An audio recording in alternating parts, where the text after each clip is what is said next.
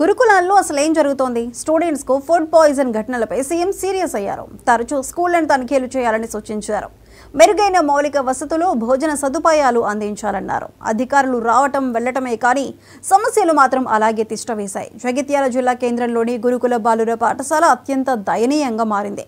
సమస్యలకు స్వాగతం పలికేలా కనిపిస్తోంది. ఇక్కడి విద్యార్థులు బాధలు వర్ణనాతీతం.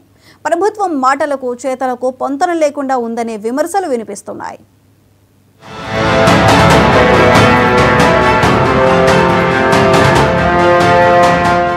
ఇదిగో ఇక్కడ చూడండి, బిల్డింగ్ గోడలకు పెచ్చులు ఊడిపోయి ఎలా శిథిలావస్థకు చేరిందో. ఇదేదో పాడుబడిన బిల్డింగ్ అనుకుంటే పొరపాటే. ఇది పక్కా ప్రభుత్వ గురుకుల హాస్టల్. నమ్మడం లేదా? చూస్తే అలా కనిపించడం లేదా? నిజంగా ఇది ముమ్మాటికి గురుకుల పాఠశాలే.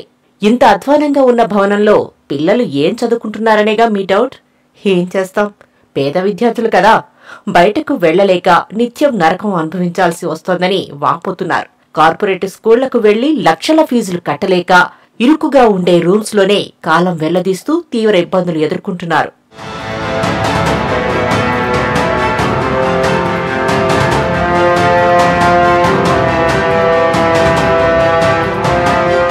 జగిత్యాల జిల్లా కేంద్రంలోని పట్టణ గురుకుల బాలుర పాఠశాల విద్యార్థుల పరిస్థితి దయనీయంగా మారింది.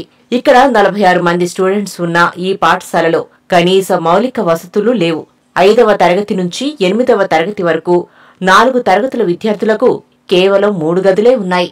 మరోవైపు పాఠశాల బిల్డింగ్ లో ఉన్న టాయిలెట్స్ లో కొన్నేళ్లుగా వాటర్ సప్లై నిలిపివేయడంతో అందులోనే విద్యార్థులు నిద్రపోతున్నారు. మరుగుదొడ్డి కమోడ్పై పెద్ద నాపరాయి పెట్టి టాయిలెట్ నే బెడ్రూమ్ గా వాడుకుంటున్నారు. ఇలాంటి దయనీయ పరిస్థితుల్లో విద్యార్థులు చదువుకుంటున్నారంటే నమ్మడం లేదు కదూ.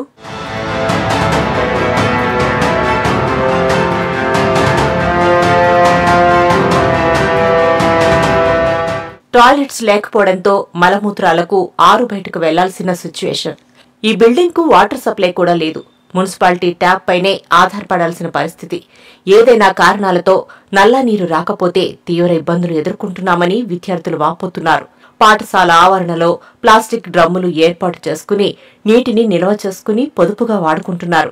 అసలే చలికాలం కావడంతో వారి బాధలు చెప్పుకోలేని విధంగా ఉన్నాయి. ఉదయాన్నే 6 బయట గజగజ వణుకుతూ స్నానాలు చేస్తున్నారు. పగుళ్లతో శిథిలావస్థకు చేరిన బిల్డింగ్లో బిక్కుబిక్కుమంటూ విద్యను అభ్యసిస్తున్నారు.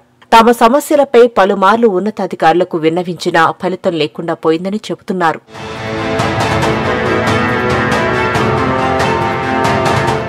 గురుకుల బిల్డింగ్ పాములకు ఆవాసంగా మార్చుకున్నట్టుంది. జగిత్యాల పట్టణ గురుకుల బాలుర పాఠశాలకు సొంత భవనం లేకపోవడంతో గత కొన్నేళ్లుగా ధరూర్ క్యాంపులోని ఎస్ఆర్సీపీకి చెందిన గెస్ట్ హౌస్ లో నిర్వహిస్తూ వస్తున్నారు. భవన పరిసరాల్లో చెట్లు చెదారంతో దుర్గంధభరితంగా ఉండడంతో పాములు, విషసర్పాలు సంచరిస్తున్నాయి. గతంలో పాఠశాల కిచెన్లోకి దూరిన పామును చంపేశారు విద్యార్థులు. మరోసారి ఓ అటెండర్ పాము కాటుకు గురయ్యాడని చెబుతున్నారు విద్యార్థులు. పాఠశాలలో నెలకొన్న పరిస్థితులు, మౌలిక వసతులపై దిశ టీం ఆరా తీసింది. స్కూల్ ఆవరణలో పాము కుబుసం కనిపించడంతో అవాక్కయ్యారు. ఇదేంటని అడిగితే పొంతనలేని సమాధానాలు చెబుతున్నారు సిబ్బంది. రాత్రి వేళ్లలో మలమూత్రాలకు వెళ్లాలంటే భయంగా ఉంటుందని విద్యార్థులు ఆందోళన వ్యక్తం చేస్తున్నారు.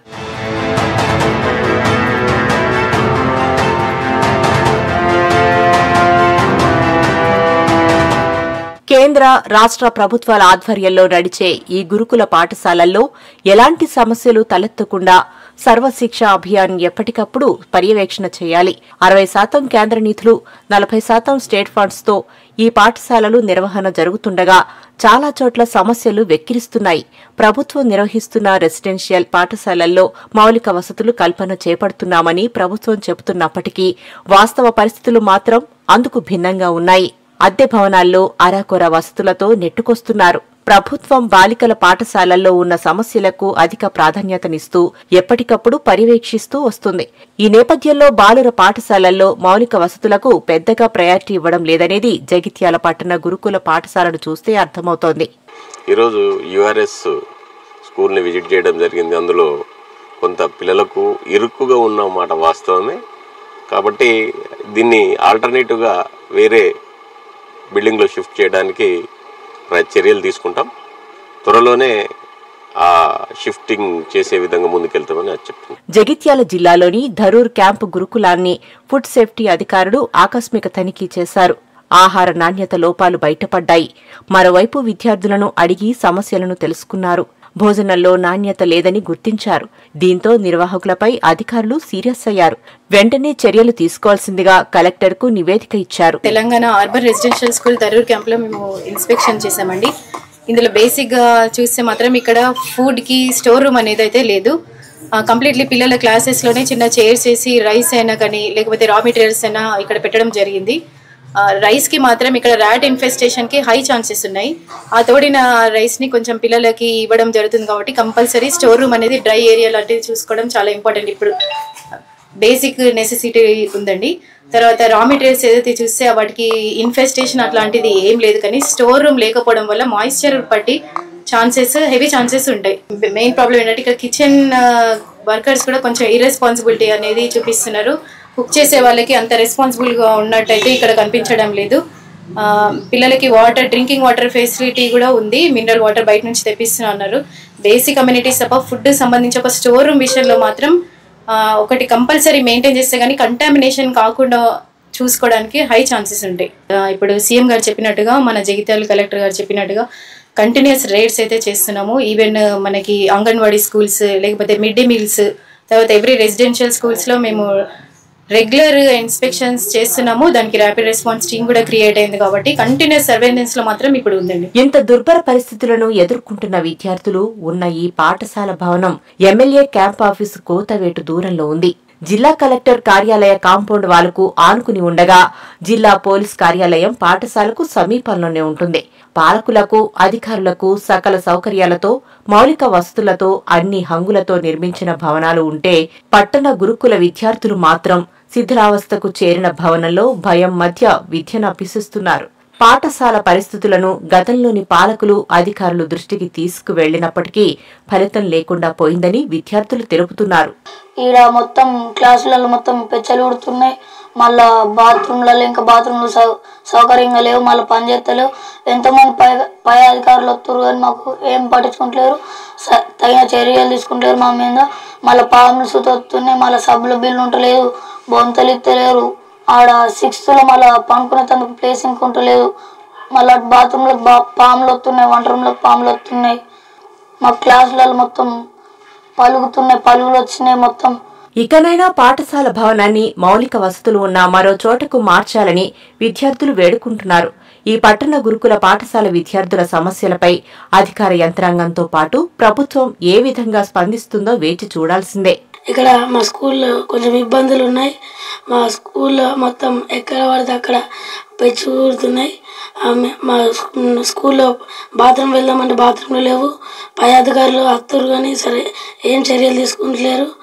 మా ఊరికి అత్తురు పాములతో మేము ఊరికి బాత్రూమ్ పోదామంటే భయం పడుతుంది. నైట్ కూడా పండుకుందామంటే స్పేస్ మిగులుతలేదు. పండుకోవాలంటే చాలా భయం అనిపిస్తుంది. ఇంకా మా బాత్రూమ్ పోదామంటే మాకు బాత్రూమ్లు ఉన్నాయి కానీ అవి పనిచేస్తలేవు.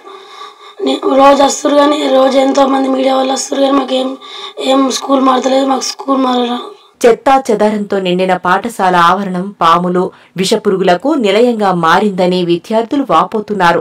రాత్రి వేళల్లో బయటకు వెళ్లాలంటే భయంగా ఉందని విద్యార్థులు తెలిపారు. తమ సమస్యలను అర్థం చేసుకుని పాఠశాలను మరో చోటికి మార్చాలని దీనంగా కోరుతున్నారు.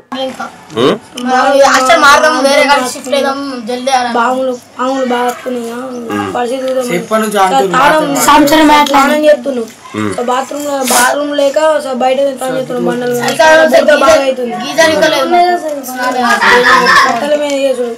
మా హాస్టల్ బాగా భయంకరంగా ఉంది. మొత్తం ఎక్కడికక్కడ బిచ్చలు ఊసిపోతుంది. మాకు స్నానం చేద్దామంటే వాటర్ కూడా లేదు, వాటర్ సదుపాయం లేదు. వాటర్ డ్రమ్ ఉన్నా అది వలిగిపోయింది. మొత్తం నీళ్ళు లీకేజ్ అవుతుంది. మాకు స్నానం చేద్దామన్నా బాత్రూమ్ లేవు, బాత్రూమ్ పోమన్నా బాత్రూమ్ లేవు. స్నానం చేయాలనుకుంటే బయట బండల మీద స్నానం చేసుడు, ఆ నీళ్ళని అక్కడనే ఉండిపోవడం, అంత దోమలు, ఈగలు. వంట రూమ్లోకి వచ్చినాయి పాములు, వంట రూమ్లో పాములు ఇంకా చంపేసాం. బాత్రూంలోకి పోమంటే బాత్రూంలో ఇంకా పాము ఉన్నది. పాంకుశం చేసేసినాయి. ఆ బాత్రూమ్ పోదామంటే అక్కడ చాంబర్ మొత్తం నిండిపోయింది. అందులోకి నీళ్ళు పోతలే వెటు పోతలే అక్కడ అయిపోయింది. మాకు అప్పుడప్పుడు వాసన ఇంకా వస్తుంది. క్లాసులలో కూకుందామంటే చెండలమైన వాసన వస్తుంది. ఇక చలికాలం అయితే మాకు స్వెటర్లు లేవు, చెద్దర్లు లేవు. పరుచుకుందామంటే కింద చూస్తేనేమో ఏడపామతో అని భయం పడుతుంది. మళ్ళీ ఎటు చూసినా పర్రెలే ఉన్నాయి, ఎటు చూసినా పర్రెలు ఉన్నాయి. మళ్ళీ వేడుసిపోతే ఏడ పడతాయి మీద పడతాయి అన్న భయం ఉన్నది. గురుకులంలో నెలకొన్న పరిస్థితులపై విద్యార్థులు, పేరెంట్స్ కూడా ఆవేదన వ్యక్తం చేస్తున్నారు. ఇప్పటికైనా ప్రభుత్వం చర్యలు తీసుకుని జగిత్యాల పట్టణ గురుకుల స్కూల్లో మెరుగైన మౌలిక వసతులు, నాణ్యమైన భోజన సదుపాయం కల్పించాలని కోరుతున్నారు స్టూడెంట్స్.